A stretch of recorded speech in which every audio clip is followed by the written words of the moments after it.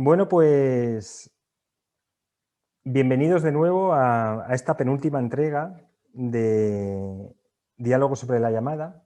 Y hoy vamos a ver los capítulos 37 y 38, que ya se está entreviendo cuál va a ser el desenlace que va a vivir Lorenzo.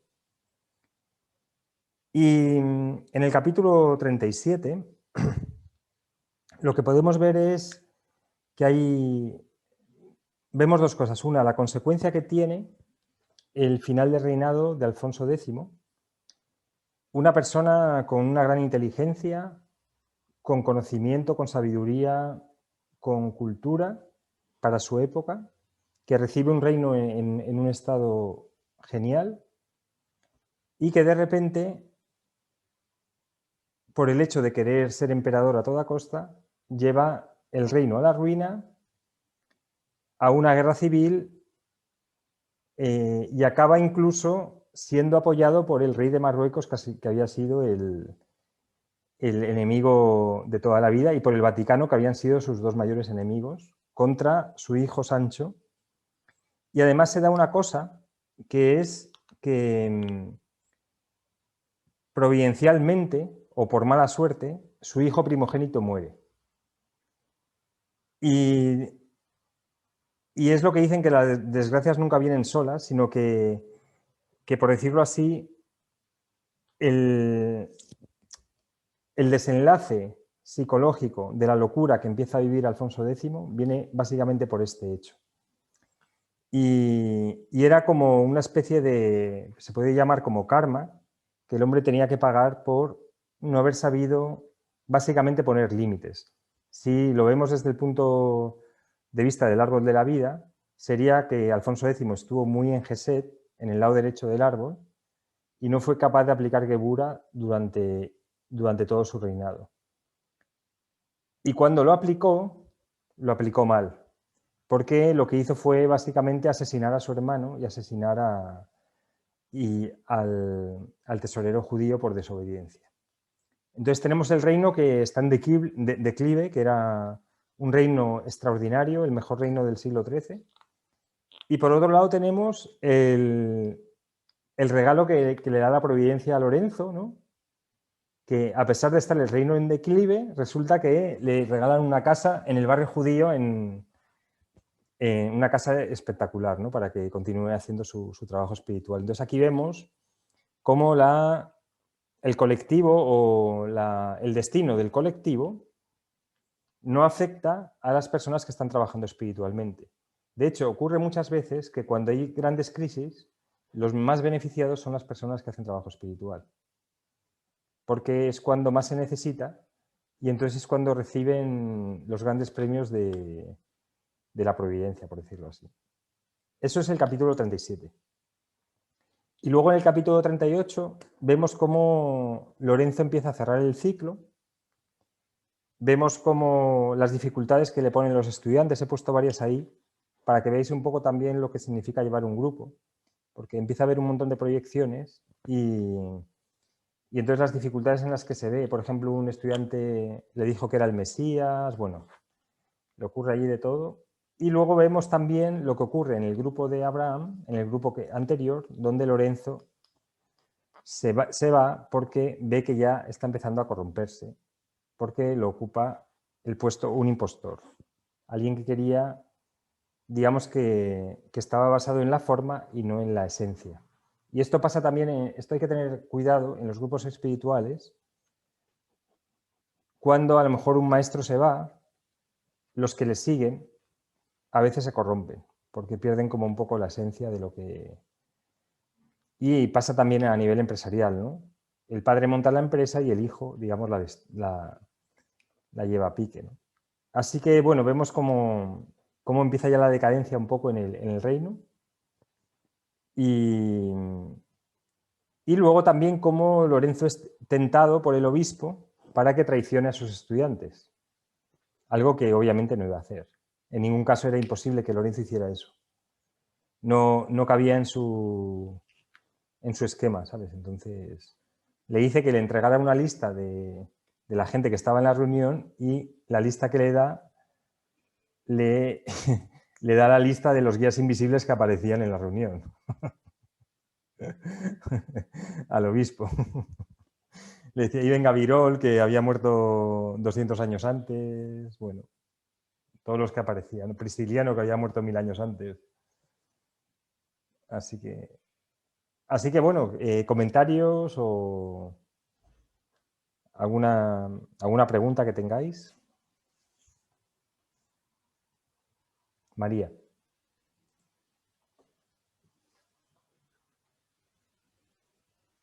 Tienes que reactivar el audio, por favor. En el capítulo 37 se aprende mucho de la vida de Alfonso X, que yo como estuve trabajando en una oficina en esa calle, pues leí un poco de, bueno, pero a nivel así superficial, y pues normalmente lo que hablan de él es pues lo de la escuela de traductores, de lo de las cantigas estas de Santa María.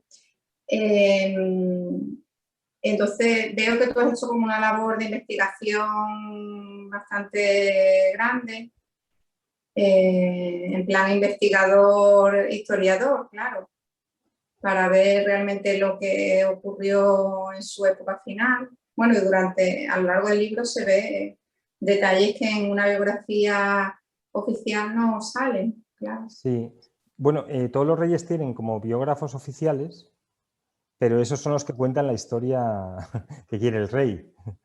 Claro. Y sí, me pasé casi un año estudiando toda la figura de Alfonso X, desde que nació, o sea, empecé a estudiar a los padres y los abuelos de Alfonso X, para ver qué ocurría. Sobre todo el padre Fernando fue un rey extraordinario que unió Castilla y León y ya le entregó el reino unido, Castilla y León, porque estaban separados. Y entonces empecé a estudiar desde los abuelos para ver un poco cómo podría ser su personalidad. Y a mí me sorprendió muchísimo también, porque claro, tiene una fama muy buena, pero cuando vi a partir de la mitad del reinado, cuando el hombre se obsesiona con ser emperador, ahí ya dije, aquí qué está pasando, ¿sabes? Y vi, bueno, entonces es un ejemplo para ver qué ocurre cuando no sabes poner límites, cuando eres gobernador. O sea, el problema que tuvo Alfonso es que prometía a todo el mundo cosas que luego no podía cumplir. O sea, le decía a todo el mundo que sí. Y entonces todo el mundo acabó enfadado con ellos. Y esto es lo que vemos en Geset, ¿no? Cuando alguien está en Geset, o sea, era una persona súper espléndida, generosa, invitaba a todo el mundo a Castilla, le decía a sus hijos que sí, a sus hermanos que sí, a todos que sí, a su cuñado se casó con la hija de Jaime I de Aragón e incluso pudo haber acabado la reconquista él, pero no lo hizo porque el vasallaje que le pagaba el rey de Marruecos, el rey de Granada, lo necesitaba para dar regalos a los nobles europeos para que le votaran como emperador. Y esto vemos el problema cuando el ego, ¿no?, llega al reino, al tiferet, ¿no?, del reino. Entonces, un hombre movido básicamente por ego, ¿a dónde lleva el reino? Porque con tal de mantenerse en el poder y tener el título, arruinó a un reino que lo había cogido de una forma espectacular. Estaba el reino genial en todos los aspectos. Así que aprendizaje. Y a mí también lo que me llama la atención, bueno, que eso se ha ido repitiendo a lo largo de la historia, es que el tema de la sucesión que provoca guerras, entonces en este caso los hijos del hijo mayor de Alfonso X, o sea, los herederos, entran en guerra con Sancho. Bueno, o sea, en vez de decir, bueno, pues vamos a llegar a un acuerdo, y si no podemos, si no llegamos al acuerdo de que nosotros vamos a ser el rey, vamos, que no tenemos derecho a la corona, pues cedemos a nuestro tío, que realmente son familia, que no es que se vaya fuera de la familia. Pero parece increíble que provoquen una guerra, muertes, solo por ostentar el poder. Sí. O sea, que esto se ha dado a lo largo de la historia y parece increíble. Sí, lo que ocurrió es que el hijo primogénito, Fernando, que era el que tenía el derecho al trono, muere de un accidente. Bueno, muere preparándose, creo que iba a la batalla en Córdoba. Y entonces quedan, por un lado, los hijos de Fernando, que supuestamente eran los que tenían derecho al trono, y el segundo hijo de Alfonso, Sancho, que supuestamente no tenía derecho al trono, que es luego el que ocupa el... ¿Y qué ocurre? Que los nobles se posicionan por uno, o sea, son los nobles los que crean el conflicto, digamos el mundo animal, porque se posicionan de un lado, entonces la mitad de los nobles de España se posicionaron del lado de los hijos de Fernando difunto y la otra mitad, incluida la Iglesia, se posicionó a favor de Sancho. Y esto es un poco también lo que ocurre con los partidos políticos, ¿no? El poder económico, digamos, entonces el empresario se posiciona a favor de un partido y le da dinero porque sabe que va... Entonces, lo que le interesa al empresario es que haya guerra. Lo que le interesa, digamos, al poder económico, al mundo animal, es que haya guerra. Entonces, era por eso. Porque los nobles que no estaban tan bien favorecidos por Alfonso dijeron, vamos a hacer la guerra civil porque vamos a estar mejor. Y les da igual la cantidad de muertos que haya. Sí, sí, parece increíble, pero... Sí, sí. Y realmente por la ley sucesoria, el que debía de haber sido rey es el hijo mayor de Fernando. Exactamente, sí, se llaman, sí, sí. O sea, los hijos de Fernando. Claro. Igual ocurrió con Isabel la Católica, que tampoco ella era la heredera. Porque ella era la hermana del rey. Entonces, era Juana la Beltraneja, supuestamente la heredera, ¿no? La heredera, sí. Sí, era la sí. hija de... Entonces, Sí. es lo que pasa, que bueno, están las leyes sucesorias y luego llega uno, se las salta y no pasa nada, ¿no? Y luego es el rey, él, Sí. por el poder, así que... Sí, sí, esto se ha ido repitiendo a lo largo de la historia, claro. Sí. En España y en todo el mundo, claro. Sí, España, Francia, Inglaterra, básicamente, y China, bueno, en su época. Ahí, si quieres saber sobre intrigas y cómo funciona el mundo animal, te estudias la historia de los reyes y ya está. Sí, sí. Sí, sí. ¿Qué más? Sí, pero es muy interesante ver la historia porque se aprende mucho. Sí, sí. Al estudiar historia estamos estudiando los ciclos también, cómo se van repitiendo.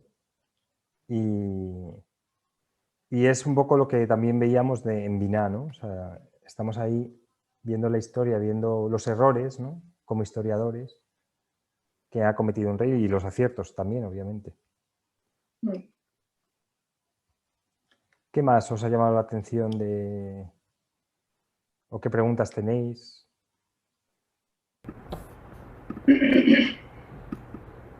Humberto. Gracias. Mira, la forma en que haces la introducción de los capítulos 37 y 38 es fantástica, ¿no? Cómo resumes y ubicas muy bien la novela en la historia y en la esencia, en la filosofía de lo que has querido plasmar en el libro. Hay algo que puedo traer de uno de los conceptos del libro, si bien son plasmados y relatados en el siglo XIII, y ahora es un libro de la actualidad. Mira, hay una parte en uno de los capítulos del 37, en los párrafos, que dice: siempre en los momentos más solemnes se siente la presencia de los seres admirados y queridos. Por ejemplo, en una de las reuniones que hizo Lorenzo, sus codiscípulos sintieron la presencia de Abraham. Ahí después Joseph, que viene a ser alimentado por su ego y el poder, a reclamarle la tutoría espiritual, dice, en la que ya hay cosas materiales, ya no hay cosas materiales. Lorenzo le indica que hay un solo Padre, y que todos son hermanos, por lo que todos tienen derecho a enseñar la tradición. Le reclama, obviamente, que él no tenía derecho, además no era judío. Reclamaban la propiedad o el derecho de enseñar. Ahora, la pregunta surge, ¿será que ese será el destino de la humanidad actualmente? ¿Hay una sola corriente al respecto? ¿Una sola religión? Se ha hablado y escuchado en conversaciones amicales en que se habla de una fusión de las religiones, no hablemos de un solo papa, pero más o menos esa es la idea.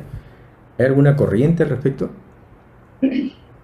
Bueno, todas las tradiciones espirituales hablan de la integración, y el problema realmente que surge con las religiones es cuando uno piensa que su forma de entender la espiritualidad es la absoluta y que el otro está equivocado. Entonces, ahí es cuando viene el problema, cuando te crees que si eres cristiano, dices, mi forma de entender a Dios es esta, es la única, y además todos los que no sigan mi forma de entender la religión son herejes, y por lo tanto tengo la capacidad moral de matarles. Entonces, ese ha sido el problema de la religión, que han creado muchas veces más divisiones que integración. Entonces, la tendencia a largo plazo es esa, que se vaya a la esencia de la espiritualidad, que es básicamente el amor, o se puede también decir amor, belleza y bondad, y entonces con esa esencia todos están integrados. Y eso es hacia donde vamos, obviamente, ¿sabes? Así que... Algo de verdad. Bastante verdad. Vamos hacia la integración. Entonces, bueno, cuando la humanidad esté preparada, porque las religiones generan dualidad. Porque en el momento en que tú dices, es que mi religión es mejor que la tuya, automáticamente ya estás haciendo algo que es antiespiritual. Es colocar tu manera de entender a Dios como única y además la verdadera. Si te vas a la India, por ejemplo, es que hay cientos de gurús, cientos de ramas, cientos de formas de entender la espiritualidad, con un colorido súper grande, ¿no? Entonces, mientras la religión conserve la esencia, está bien. Así que nada. Ese es nuestro trabajo espiritual también, ¿no? Habría que tomar conciencia primero, ¿no? Sí. Y tomar conciencia, y luego también no permitir que los líderes religiosos creen digamos, la separación. Entonces, los predicadores, por ejemplo, en el mundo judío, en el mundo árabe, sobre todo que ahora justo les toca ahora estar en guerra, que los cristianos estamos como un poco más, no estamos tan envueltos en una guerra, pero hace 200 años era judíos y árabes juntos contra cristianos. Bueno, que cada momento histórico ha sido diferente, ¿no? Pero sí, es que esto se tiene que terminar, porque es que no tiene sentido que la gente se mate por cuestiones religiosas. Es que va en contra de la religión, ¿no? O sea, sería, mira, yo lo hago así, tú lo haces así, vamos a compartir, sois bienvenidos todos. ¿Cómo lo hacéis vosotros? ¿Cómo invocáis al Espíritu Santo? Yo qué sé, ¿sabes? Hay que haya una... Luego también el tema de las mujeres, ¿no? ¿En qué posición se colocan, ¿no? También las mujeres tienen que tener un rol muy importante. Y ahora hasta este momento no lo tienen, ¿no? Poco a poco lo irán teniendo, porque yo conozco muchas mujeres que son mucho más espirituales que muchos hombres. Porque no tienen un rol las mujeres, ¿no? En las religiones. Sí, y ahí él bueno, sigue la tradición con los discípulos, incluyendo a la mujer en sus meditaciones como lo hacía Abraham. Sí, y a los esclavos también. Y como lo hacía Prisciliano también. Una cosa es el estado civil y otra cosa es el estado espiritual. Da igual el rol que ocupes en la vida. De hecho, en las reuniones espirituales no se pregunta a la gente qué trabajo ocupan o qué puesto ocupan en la sociedad, porque no carece de interés. No es trascendental. Exactamente. Pues muy bien, no sé si tenéis alguna... María. Sí, te quería comentar que, bueno, el capítulo se llama Soledad un poco por la forma en que murió Alfonso X. Cuando aparece, bueno, cuando se relata la muerte del padre Julián, dice que había malgastado un poco el tiempo, vamos, su vida en cuestiones políticas y administrativas, y que esa sería una lección a aprender en su próxima vida. Entonces te quería comentar que Alfonso X se supone que también tendría que aprender incluso una lección más importante, ¿no? que el padre Julián, que al fin y al cabo, bueno, había hecho exactamente, sí, sí. un poco lo que había podido, bueno, como se le habían ido presentando las cosas. Pero Alfonso X, claro, había sido alguien con mucha más influencia, había afectado a muchísima gente. Claro. Entonces, me imagino yo que cuando volviera a encarnar me imagino que tuvo bastantes lecciones que aprender. O sea, el proceso de rectificación, por eso mucha gente quiere a lo mejor que le toque la lotería o quiere ser político o ocupar un puesto, no sé qué, pero sin estar preparado. Entonces, muchas veces se conceden para que la persona aprenda y una vez que aprenda, luego viene la gran rectificación que tiene que hacer bueno, si crees en la reencarnación, en las siguientes vidas, ¿no? O si no, digamos, en el proceso del purgatorio, porque nuestro trabajo es, digamos, refinarnos y fortalecernos como seres humanos y rectificar los errores con aprendizajes que hemos tenido. Entonces, claro, o sea, habría que ver habría que estudiar cuáles son las siguientes vidas de esta persona. O de personas que han cometido grandes genocidios, que han matado a millones de personas. Entiendo que las 3 o 4 primeras iban a ser de un sufrimiento tremendo, que aparentemente, si no lo miras en el contexto, serían como muy injustas, ¿no? ¿Por qué le ocurre? Y luego, básicamente, de servicio a los demás durante a lo mejor cientos de vidas. Una vida de mucho servicio y mucha humildad para reparar el daño de tantos asesinatos, por ejemplo. Sí. Hasta que, sí. Sí, lo que pasa es que el borrado de memoria, que se supone que no te acuerdas de las vidas pasadas, a veces es un poco, porque claro, imagínate, Alfonso X reencarna a los 5 años y a lo mejor reencarna como en un soldado que muere de una manera... Por una decisión que ha tomado él. Claro. Anterior, sí. Que tiene una vida así como muy, muy mala. Sí. Entonces me imagino yo que el soldado Alfonso X reencarnado en soldado, pues me imagino que muchas veces se preguntará por qué le está pasando eso. Exactamente, sí, sí. Y entonces, y eso es lo que mucha gente dice, ¿por qué Dios permite esto, tal y cual? Entonces, hay que ver el alma de la persona y ver los procesos de rectificación y aprendizaje por los que tiene que pasar. Por eso no se puede juzgar solamente con un hecho concreto en una vida.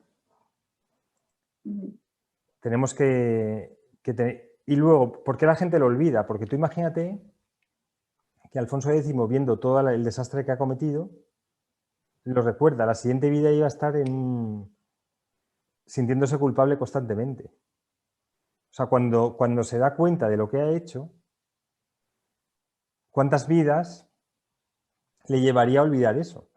Y Alfonso X no fue de los peores reyes y gobernantes, que ha habido, no sé, por no nombrar a ninguno, ¿no? Pero casi todos los emperadores, los que han tenido grandes ejércitos, han mandado a millones de personas a morir. Claro. Y bueno, no solo eso, bueno, luego también la crueldad, ¿no? Muchas veces. Entonces, por eso se produce el olvido, ¿no? Porque... Y el soldado reencarnado de Alfonso X, sí, imagínate que en un momento reflexiona y se pregunta el por qué, le vendrían las respuestas. Si tiene la capacidad suficiente espiritual y madurez espiritual suficiente, le vendría la respuesta, ¿sí? Le dirían, es que tú fuiste Alfonso X. Sí. Sí. Hay varias personas en Toledo que tienen muchos recuerdos de haber estado en la corte, no en la época de Alfonso X, sino en Alfonso VI, por ejemplo. Y bueno, y probablemente, a ver, este libro que he escrito, estoy casi seguro que yo he vivido en esa época, obviamente, pues si no, ¿de qué escribo este libro? Sí, bueno, puede ser. Pues Sí. mucha gente está reescribiendo su historia o a lo mejor está intentando matizar su historia, yo qué sé. Es que la vida es tan compleja, María, que... Sí, puede ser. Sí, yo, por ejemplo, que vivo aquí en Toledo como de casualidad, puede ser que a lo mejor en otra vida haya vivido aquí, no sé. Sí, es bastante probable, porque al ser castellana, Toledo era la capital del reino, ¿sí? Habrás hecho transacciones con Toledo. Es bastante probable que hayas vivido varias vidas en Castilla. Sí, puede ser. Puede ser, pero vamos, que el tema de reencarnación ya hemos visto que tiene alguna duda, ¿no? Pero lo que sí que está claro, que cada alma que nace no nace completamente como una tabla rasa, como decía Aristóteles. O sea, cada alma que nace con contenidos. O sea, cada niño que nace, hay contenidos psicológicos. Entonces, eso podrás decir, a lo mejor viene de otra vida o a lo mejor es que ha nacido así, bueno, pero no todo el mundo nace igual, cada uno nace con contenidos diferentes. Hay gente que tiene miedo al agua, hay gente que tiene miedo al fuego, hay, no sé. Y siempre sueles nacer en tu mismo entorno familiar, ¿no? Normalmente se suele ir encarnando en grupos y en familia, con lo Sí. cual todos nos conocemos ya en la familia, ¿sabes? Ah, ya está aquí otra vez este que era la oveja negra, ¿no? Ahora es monje, ¿no? Y ahora se ha hecho... Sí. Y bueno, ya he comentado en algún caso, ¿no? Pues una chica que murió su padre y su padre sintió que tenía una deuda pendiente con ella y la chica sintió que era su padre el que era su hijo cuando se quedó embarazada. Y entonces normalmente es a nivel familiar, se va encarnando a nivel de familiar y comunidad, excepto cuando alguien tiene que hacer una labor, digamos, más importante. Y entonces, digamos, como que nace en un sitio concreto para transmitir un mensaje. Y esto puede ser a lo mejor, pues, una persona a lo mejor de la India que de repente encarna en una familia diferente en Estados Unidos para llevar la espiritualidad oriental, ¿no?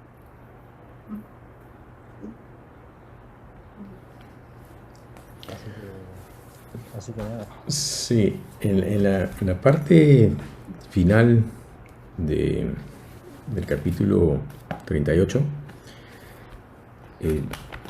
ahí Lorenzo, yo es la primera vez que leí el libro, tal vez me hubiera dado un poco de pena saber que es como ir al cadalso, que uno va avanzando y sabe que le espera por meterse con los poderosos.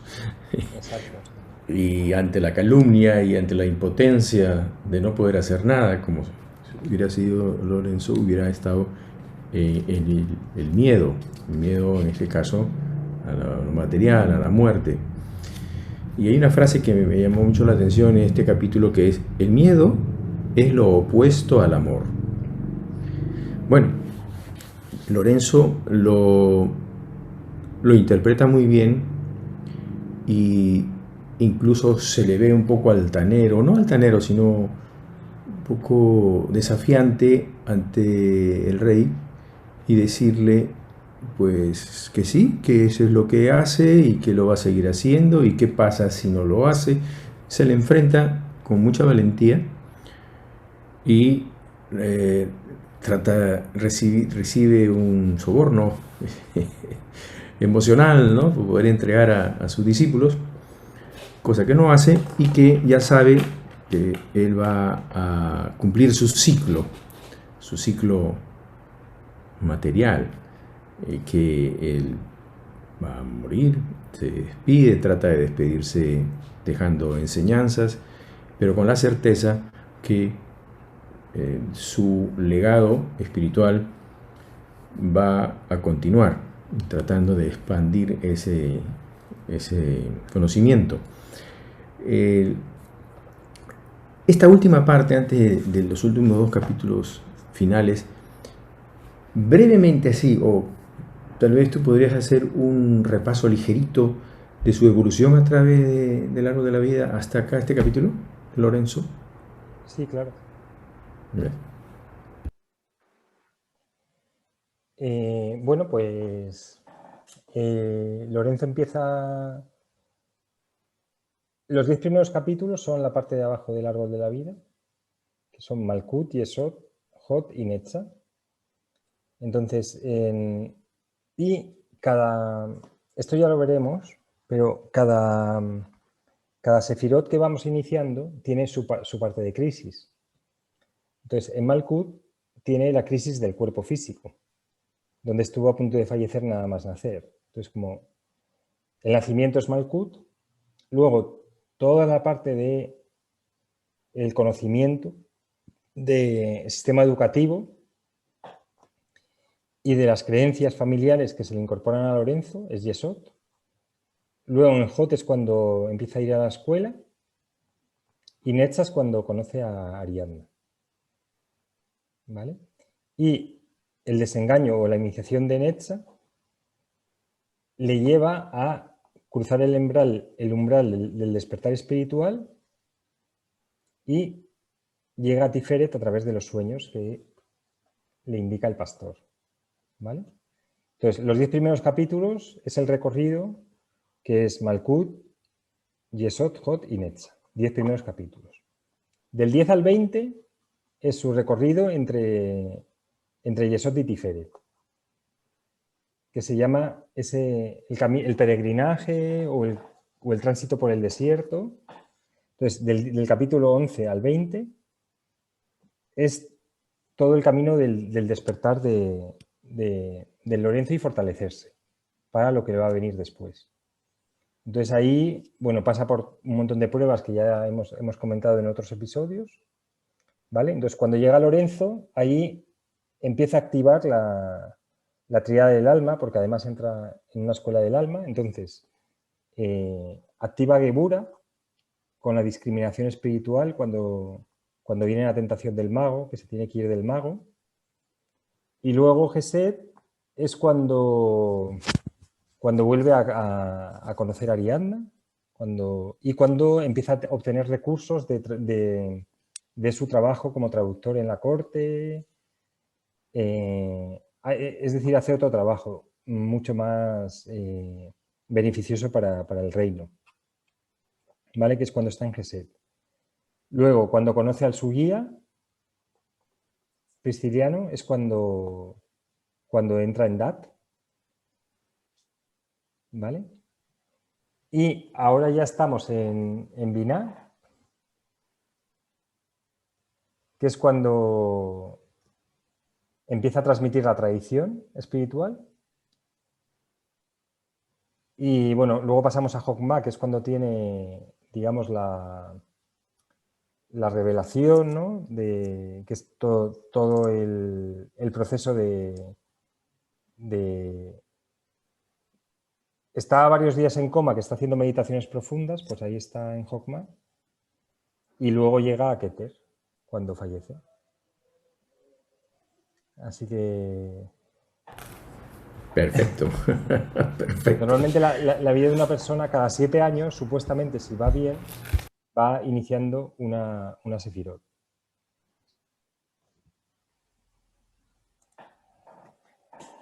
Así que, bueno, pues no sé si tenéis alguna consulta más o una más si queréis y ya dejamos la sesión.